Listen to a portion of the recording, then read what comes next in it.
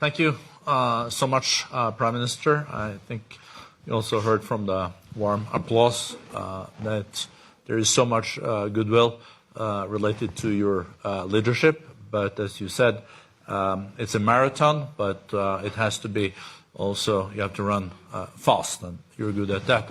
What you don't think about when you come to Addis, if you do run, is the altitude. So for foreigners, it's a big challenge. This morning we had also a session on Ethiopia and your leadership. And one of the experienced humanitarians said that when he was in Ethiopia a year ago and asked his people, they would say that they would have most loyalty to their tribe, then they felt like that was their identity, then it was Africa, and then it was Ethiopia. When he was back a month ago, the same people said, I now have strongest identity as an Ethiopian, and then African, and then tribe third. How have you managed to change this in 7 months? I think other leaders could learn. Maybe even in Europe, huh? Some 9 months ago, the situation in Ethiopia, as you have stated, was very bad. The near possibility of state collapse, mainly due to the government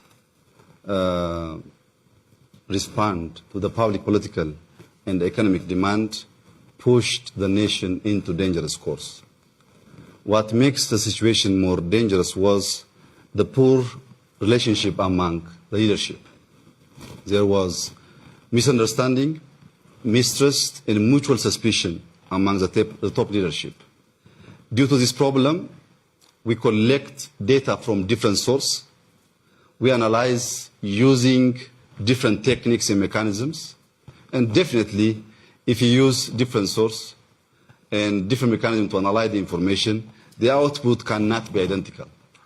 So having or seeing the problem from different perspectives, we can't find a solution to solve the problem and to change the situation. To make long story short, when the situation gets worse, we sat for weeks to discuss and to evaluate as a party. Then we have achieved, finally we have achieved leadership change. Not only leadership change, but also peaceful power transfer, which is a very rare experience in Africa. Right after the change, the new leadership decided to listen from the public, the opinion, the grievances, so as to make a communal solution to resolve the current problem of that time. Then we have discussed with almost all corners of the country. We have traveled and we have discussed with the public to hear their grievances and their demands. Mainly their demands were they complained about the government, about our indecision, also the widespread injustice, both in politics and economics, as well human rights violation. What we did was we didn't undermine the public grievance. We just sat and evaluate all questions which came across the country. Though we prioritize to fix some of the problems in quick wins and others in institutional reform. Like I mentioned before, we automatically lifted state of emergency. That was one of the questions of the public, and released thousands of prisoners, including journalists. Today, we don't have a single journalist in prison, and we are proud of that.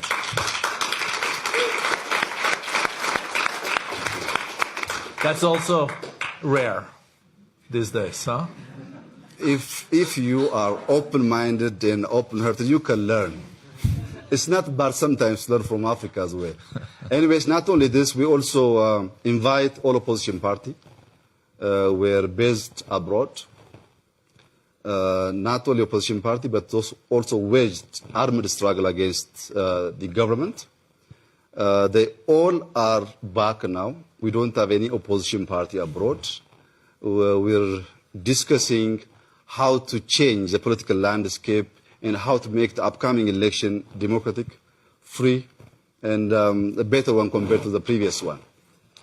These kinds of action change the mind of many Ethiopians, that the hope is there, the possibility of change also there. Then automatically after we have done this sequence, we jump to institutional reform, including SSR reform, security service reform. It was one of the biggest complaints on security institutions and service. Also, we reduced cabinet from 28 to 20, and we realized gender parity in our cabinet. By doing so, we could gather most of the extreme thoughts to the center. But still, we have to do more. We're not satisfying on our reform. We have to include all kinds of thoughts to change Ethiopia. Ethiopia is a very great country, and the government must play its great role so as to bring Ethiopia together and to be Ethiopian first. I think you. I'm just wondering, Prime Minister, we know that the war with Eritrea has been going on for a long time, and Ethiopia has no port. It's a huge country. It has 100 million people. But I'm just wondering, how did you dare just travel up to Asmara, meet with then Yesaya, and then declare peace between those two countries? Weren't you concerned with setbacks? The military would be upset. You know, there is probably a lot of people, even inside your country, questioning this. Coming to Davos is more dangerous than going to Asmara for me. Because there's big difference, at least in terms of weather. The most important thing is this. I think you're cordially welcome, though, huh? The issue of conflict in our region, mainly it's problems of leaders, ego. There is no tangible reason. When we are together, we can make significant change in our society.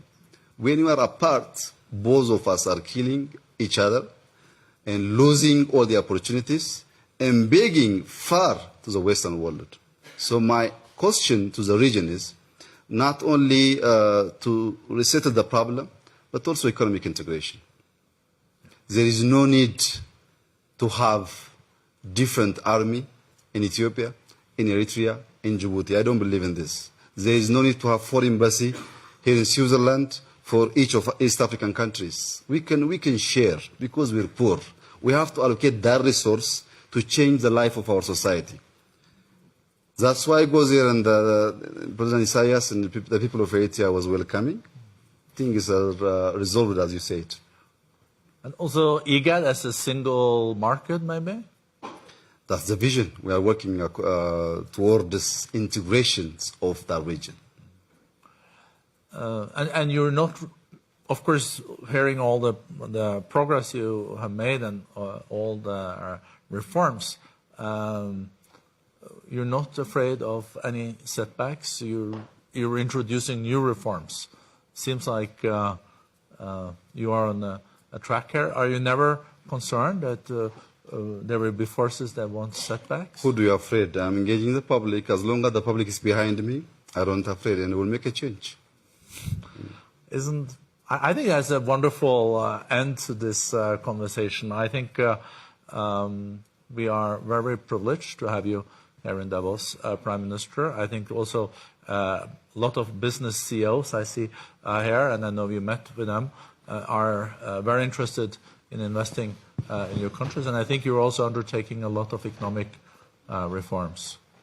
Yeah, there are lots of reforms taking place in Ethiopia, especially opening up the economy. We are opening state-owned companies, which we have been considering as a commanding heights for years, including Ethio Telecom and Ethiopian Airlines.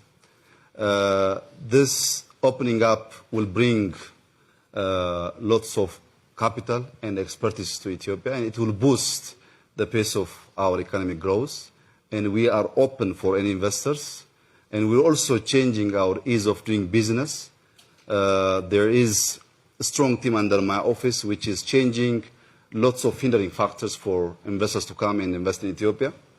I hope in the next 2-3 years we can see the biggest change in investment flow to Ethiopia. Thank you. And you can also count on the World Economic Forum to be a partner in that transformation. Thank you so much. Thank you very much.